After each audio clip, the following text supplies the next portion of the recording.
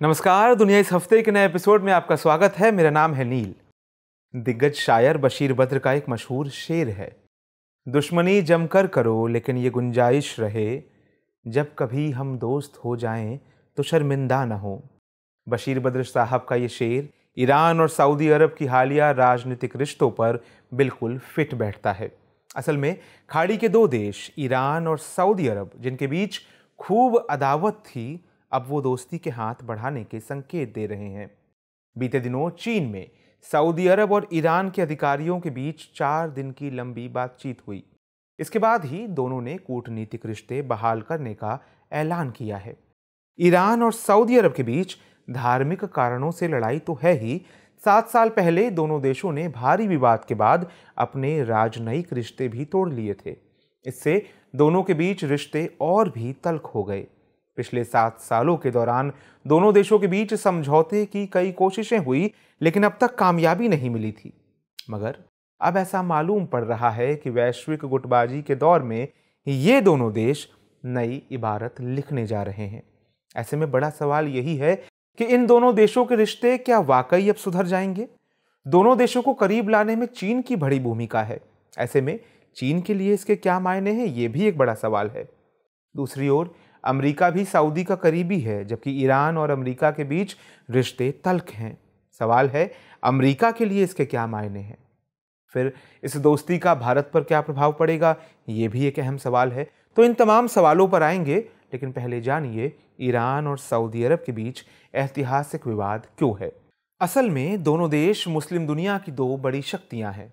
दोनों ही इस्लामिक देश हैं, लेकिन ईरान शिया मुस्लिम बहुल है तो सऊदी अरब सुन्नी बहुल।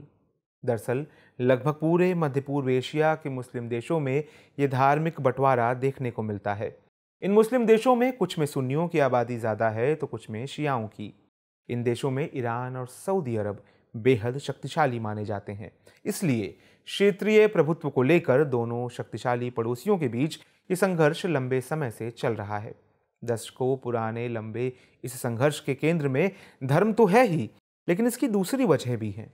यहाँ पर यह भी समझ लीजिए कि पूरी दुनिया में मुस्लिमों में सुन्नी और शिया पंथ में बंटवारा है, लेकिन इनमें सुन्नियों की तादाद ज्यादा है। दुनिया भर में मुस्लिमों की कुल आबादी लगभग 1.8 अरब है, जिसमें 90% सुन्नी है, जबकि 10% ही शिया हैं। यही कारण है कि इराक, ईरान, अजरबैजान और बहरीन जैसे चुनिंदा मुल्कों में ही शिया मुस्लिमों की तादाद ज्यादा है, लेकिन इसमें शिया बाहुल्य ईरान इन देशों में सबसे ज्यादा ताकतवर है। दूसरी ओर इस्लाम का जन्मस्थल होने की वजह से सऊदी अरब इस्लामिक दुनिया की सबसे अहम जगहों में से एक है। लिहाजा ये देश खुद को इस्लामिक दुनिया के नेता के रूप में देखता है। इसी का नतीजा है कि इन दोनों ही देशों के बीच मध्य पूर्व में वर्चस्व की होड़ है। ये दोनों ही मुल्क एक दूसरे को खुद के लिए खतरा मानते रहे हैं। लिहाजा दोनों देश अपने आसपास के देश में प्रॉक्सी वॉर भी लड़ रहे हैं। यमन, सीरिया और लेबनान समेत मध्य पूर्व के कई देशों में दोनों देश प्रतिद्वंदी गुटों को समर्थन देते रहे हैं। कहा जाता है कि यमन की भीषण लड़ाई में ये दोनों देश पर्दे के पीछे से आपस में लड़ रहे हैं। हूती विद्रोहियों को ईरान समर्थन दे रहा है तो सत्ता से बेदखल हुई सरकार को सऊदी का साथ मिल रहा है। यमन की जंग में तो अमेरिका भी सऊदी का साथ देता रहा है, लेकिन ऐसा लग रहा है कि अब दोनों मुल्कों की तल्खियों में कमी आ रही है। हालांकि ये तल्खियां कागजी समझौतों से तो कम होती दिख रही हैं, जमीनी स्तर पर ये तल्खी कितनी कम होंगी, ये बड़ा सवाल है। सवाल इसलिए है क्योंकि दोनों देशों के बीच कड़वाहटों का दौर लंबा रहा है। 2015 में हज यात्रा के दौरान भगदड़ के चलते करीब 150 ईरानी यात्रियों की मौत हो गई थी। फिर 2016 में सऊदी ने 47 शिया मुसलमानों को फांसी पर चढ़ा दिया था। इसके बाद तेहरान स्थित सऊदी अरब के दूतावास में ईरानी प्रदर्शनकारी घुस गए थे। तल्खी को बढ़ाने वाली घटनाएं इतनी हो चुकी हैं कि दोनों एक दूसरे पर भरोसा नहीं करते। लेकिन जानकार बता रहे हैं कि ये दोनों मुल्क समझ गए हैं, मध्य पूर्व के इलाके में अगर अपनी भूमिका निभानी है तो उन्हें अपनी दुश्मनी को खत्म करना होगा। आपके मन में उत्सुकता होगी कि भू राजनीति के लिहाज से इस घटना को कैसे देखा जाए।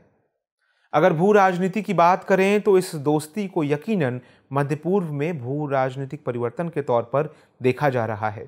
असल में मध्य पूर्व में अमेरिका सऊदी अरब का सबसे बड़ा पैरोकार रहा है। चूंकि सऊदी अरब मध्य पूर्व का सबसे बड़ा खिलाड़ी है, इसलिए इस इलाके में अमेरिका की अच्छी पकड़ रही है। लेकिन अब ईरान सऊदी की दोस्ती को इस इलाके में अमेरिका के जाने और यहां चीन की एंट्री होने के तौर पर देखा जा रहा है।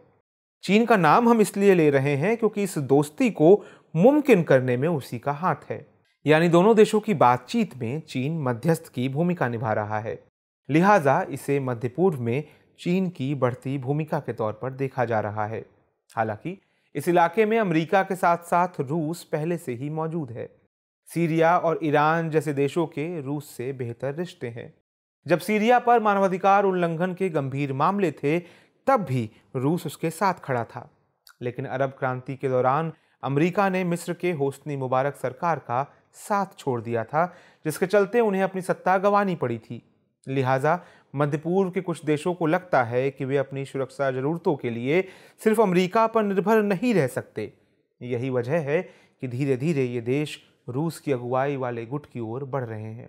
हालांकि इसे मध्य पूर्व से अमेरिका की वापसी के तौर पर देखा जाए या नहीं, इस पर सवाल है, क्योंकि असल में भू राजनीति में देशों का हित सर्वोपरि होता है। ये सिर्फ हितों का खेल है जिसमें देश अपनी जरूरत के हिसाब से पाला बदलते रहते हैं। यहाँ कोई किसी का साथ नहीं छोड़ता। दोस्ती सबसे बनी रहती है, किसी से कम किसी से ज्यादा। सऊदी भले ही चीन और रूस के करीब जा रहा है, लेकिन अमेरिका और उसकी दोस्ती में कोई दरार नहीं है। इसलिए इस घटनाक्रम को इस नजरिए से नहीं देखा जाना चाहिए कि मध्य पूर्व में अमेरिका की दिलचस्पी कम हो रही है। बस इसे इस तौर पर देखा जाना चाहिए कि अरब देश अपने राजनयिक रिश्तों में विविधता लाने की कोशिश कर रहे हैं। एक आखिरी सवाल कि इस बदलाव के भारत के लिए क्या मायने हैं। अगर भारत का ईरान और सऊदी के साथ द्विपक्षीय रिश्तों को देखें तो दोनों के साथ भारत के बेहतर संबंध हैं।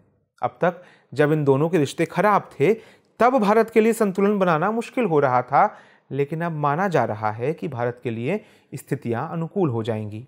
भारत के ये दोनों दोस्त जब दुश्मनी को दोस्ती में बदल रहे हैं, तब भारत की दिक्कतों में कमी आने की संभावना जताई जा रही है। बहरहाल उम्मीद जताई जा रही है कि ईरान और सऊदी अरब ने जो कदम उठाया है, वो हकीकत में ज़मीन पर अपना असर दिखाएगा। दुनिया के हक में ऐसा होना भी चाहिए, क्योंकि ईरान और सऊदी अरब के द्विपक्षीय रिश्तों में बिगाड़ का असर पूरी दुनिया पर हुआ और ये समस्या वैश्विक समस्या बन गई। इसलिए दोस्ती वाले समझौते को अमली जामा पहनाना खाड़ी और पूरी दुनिया के लिए फ़ायदेमंद हो सकता है।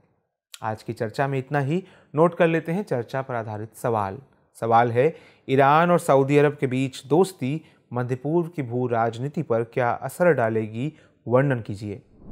आपको हमारा ये कार्यक्रम कैसा लगता है, इसको लेकर आपके क्या सुझाव हैं, कमेंट सेक्शन में हमें ज़रूर बताएं। हमें आपके फीडबैक और प्रतिक्रिया का इंतज़ार रहेगा। नमस्कार।